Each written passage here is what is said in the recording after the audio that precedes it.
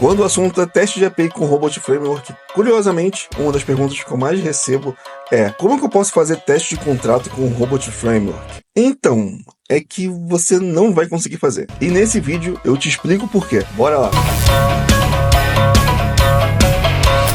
Galera, esse é o primeiro e-book da Robot Course. Se você é iniciante com o Robot Framework ou já possui alguma experiência e quer aprender mais sobre os fundamentos principais do Robot Framework, o Hello Robot Framework Prelúdio pode ser seu principal guia de bolso para que você possa adquirir ainda mais conhecimento. Vamos partir desde a criação de ambientes isolados até a compreensão de variáveis, keywords, bibliotecas, estruturas de controle e muito mais. Se ficou interessado, só clicar aqui embaixo no link da descrição e no primeiro comentário fixado para que você possa adquirir o seu. Fala que é a beleza, Vinícius Trindade aqui com vocês. Os testes de contrato são talvez um dos conceitos que mais geram confusão dentro da comunidade. E essa confusão está muito associada a outra técnica de validação, que é a validação de JSON Schema. E esses dois carinhas, teste de contrato e JSON Schema, são bem diferentes, né? Eles têm objetivos e conceitos bem diferentes, bem distantes um do outro. Então nesse vídeo eu vou tentar desmistificar toda essa confusão gerada entre esses dois conceitos e principalmente te explicar a diferença, a base e essencial entre a validação de JSON e testes de contrato. Mas antes, se você não é inscrito aqui no canal, se inscreve aqui embaixo, ative o sininho para receber a notificação dos próximos vídeos e se está gostando desse conteúdo e dos outros que já foram postados aqui na Robot Course, não esquece, curte, comenta, compartilha com a sua rede para que esse vídeo possa alcançar mais pessoas e dessa forma você ajuda o Robot Course também a ser mais reconhecido aqui pela comunidade. Recado dado, bora pro vídeo. Vamos imaginar o seguinte cenário: você trabalha numa equipe que está construindo uma API para tratar todo o fluxo relacionado ao cadastro de usuários. Essa API possui diversos endpoints, mas ainda não se integra com nenhuma outra API. Nesse caso aqui, além de garantir o correto funcionamento de todos os endpoints da API, precisamos também garantir que o contrato definido ali pelo time para cada endpoint esteja sendo respeitado. Contrato esse que é definido pelo time no momento de refinamento ou de levantamento de especificação técnica, ou seja, no momento anterior à execução ali do desenvolvimento. E para fazer a validação desse contrato definido ali pelo time, tendo uma holística apenas para a API que a gente está testando, a gente pode usar sim a validação de JSON Schema. E o JSON Schema nada mais é do que uma estrutura que define a especificação esperada para um JSON. No nosso caso aqui, esse JSON vai ser tanto a requisição quanto a resposta do endpoint que a gente está executando nos nossos testes. Exemplo: vamos imaginar que a gente está desenvolvendo ali uma API GET chamada /user. E ela tem a seguinte resposta, que é essa aqui que está na tela para vocês. Tá? Então, ele vai retornar exatamente isso aqui para a gente. Nome, telefone, e-mail, que são duas listas. Um objeto de endereço, que tem rua, número, bairro e CEP. Street, number, neighborhood e zip code.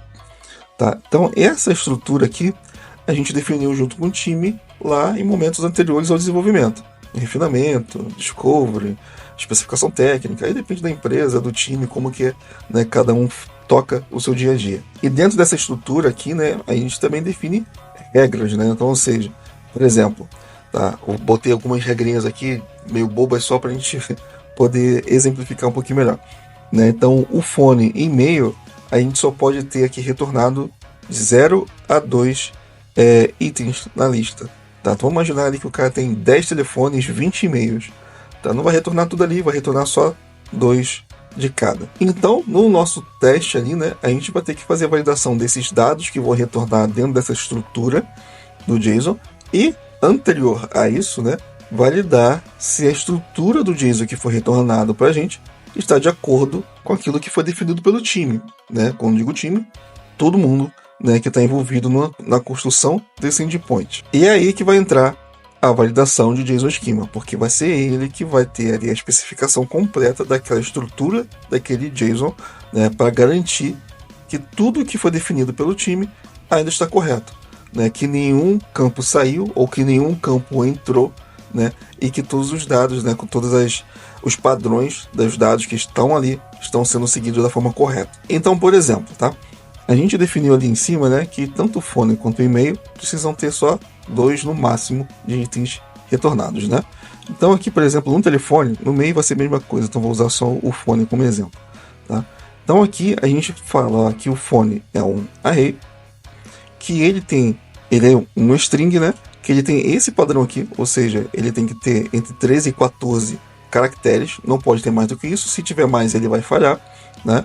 E ele só pode ter de 0 a 2 itens naquela lista, naquele array. Se ele tiver 0, tudo bem, se tiver 2, tudo bem, se tiver 1, tudo bem, se tiver 3, quebrou. Tá? Então, ele quebrou aquela estrutura e não poderia, né, seguir ali com os testes. No e-mail, exatamente a mesma coisa. Tá? Ele é uma lista, no string, formatado como e-mail, e tendo no mínimo 0 a 2 itens no máximo, né, dentro daquela lista. E para os outros campos a mesma coisa, né? O nome é uma string, address é um objeto, o que está dentro ali do address são todos strings, né? O zip code ali que tem uma formatação, 5 antes do traço, 3 depois do traço. Todos eles são obrigatórios dentro dessa estrutura do address.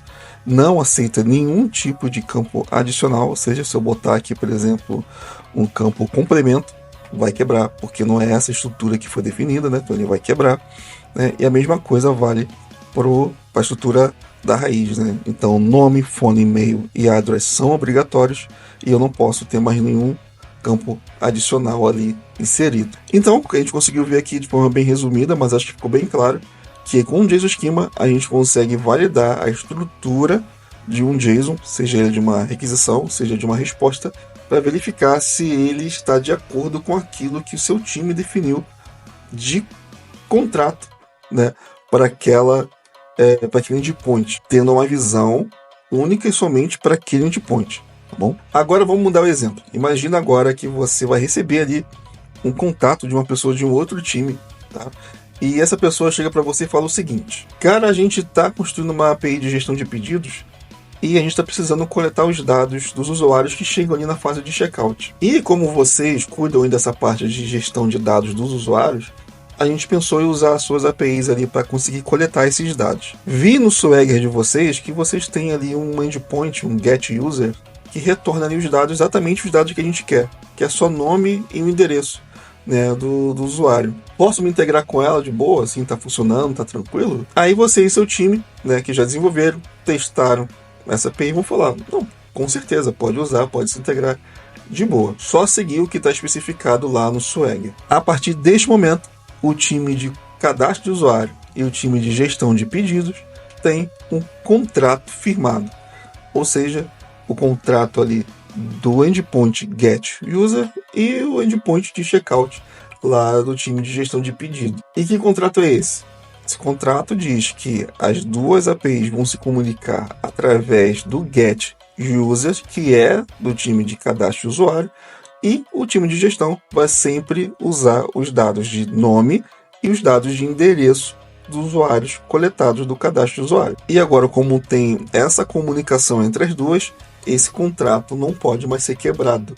Ele tem que estar sempre vigente. Se tiver alguma alteração, o time de gestão de pedido vai ter que ser avisado para se adaptar ao novo contrato. E no meio dessa explicação aqui que eu dei, aqui, desse exemplo que eu dei, tem uma palavra-chave aqui, que é comunicação. A gente agora, a partir desse momento, tem que garantir a comunicação entre as duas APIs, a API de cadastro de usuário e a API de gestão de pedido. Aí, nesse novo cenário, eu queria a sua ajuda, a sua resposta aqui embaixo nos comentários. Será que o JSON Schema consegue validar essa comunicação?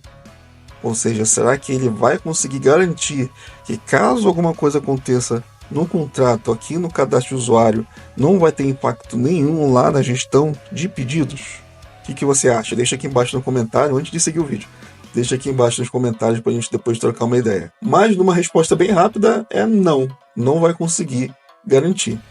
Tá? E como disse anteriormente, o JSON Schema ele vai tratar apenas da estrutura do JSON, olhando apenas para uma API, que é a API onde ele está inserido. Agora, a comunicação entre os dois, não. O JSON Schema não vai fazer isso, e por isso que ele não é um teste de contrato. Tá? Mas o que é teste de contrato então, Vinícius? Bora lá, vamos fazer uma breve explicação. Resumidamente, testes de contrato, eles vão validar a plena comunicação entre duas APIs diferentes, que no nosso caso aqui é a cadastro de usuário e a gestão de pedidos. Então, por meio do teste de contrato, a gente vai saber se qualquer alteração feita no cadastro de usuário vai ter algum impacto no fluxo de gestão de pedido. Impacto esse, né, gerado por uma quebra de contrato. Existem várias formas de fazer teste de contrato, né, várias heurísticas de teste de contrato. Então, teste de contrato baseados em consumidores, teste de contratos baseados em provedores. Dependendo da heurística que você escolha, a forma de fazer a implementação vai ser um pouquinho diferente, mas o objetivo vai ser exatamente o mesmo, né? Continuar garantindo ali a comunicação entre as duas APIs que estão integradas, né? E gerar as exceções necessárias caso alguma quebra de contrato ocorra. Em outras palavras, para ficar mais claro ainda, tá? Tendo ali o JSON Schema e o teste de contrato convivendo juntos, né? Então, se houver uma mudança na API de cadastro de usuários, tá? O JSON Schema, ele obviamente vai saber, vai alertar, vai ser ajustado para aquela nova realidade, caso seja, né, uma alteração prevista. Mas, se essa alteração causar um impacto lá no gestão de pedidos, o JSON Schema ele não vai fazer essa validação, ele não vai conseguir olhar para o outro lado. Quem vai conseguir fazer isso vai ser o teste de contrato, que aí sim ele vai conseguir validar essa comunicação, validar se o contrato ainda está válido entre as duas para fazer essa comunicação, e se quebrar, ele vai alertar: opa, provedor, que no caso aqui é o cadastro usuário, a alteração que você fez no seu contrato está impactando o meu fluxo de negócio, né? Então o teste de contrato ele vai conseguir fazer isso de uma forma bem mais eficaz do que o JSON Schema. Então bora guardar isso na mente. JSON Schema valida estrutura, teste de contrato valida comunicação. E onde que o Robot Framework entra nessa história toda, né? Contei tudo isso aqui, mas não falei onde que o Robot tá,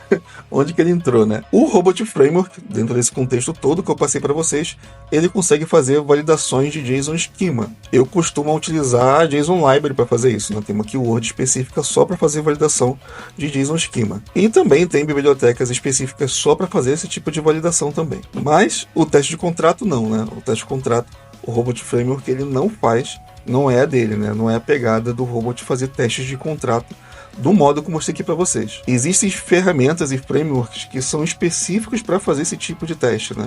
Então tá aqui do ladinho para vocês verem, e aqui embaixo no link também na descrição também vai estar lá o link de todos esses carinhas aqui, e vocês podem usar ele para fazer especificamente teste de contrato. Eles vão te dar muito mais robustez para esse tipo de teste. Entendido isso, num próximo vídeo eu trago para vocês, né, uma validação de JSON Schema aqui dentro do Robot Framework. Bom, pessoal, é isso. Espero que eu tenha deixado claro aqui para vocês a diferença entre validação de JSON Schema e testes de contrato. Chegamos ao final do vídeo, então, pessoal. Se chegou até aqui e não é inscrito, se inscreve aqui embaixo, ativa o sininho para receber a notificação dos próximos vídeos, e se está gostando aqui dos conteúdos da Robot Course, não esquece, curte, comenta, compartilha com a sua rede, para que esse vídeo possa ajudar mais pessoas e que também possa ajudar aqui a Robot Course a conseguir alcançar mais pessoas. Vou deixar aqui do lado mais 2 vídeos aí para você continuar aqui comigo e aprendendo mais sobre o universo do Robot Framework. A gente se vê no próximo vídeo. Valeu!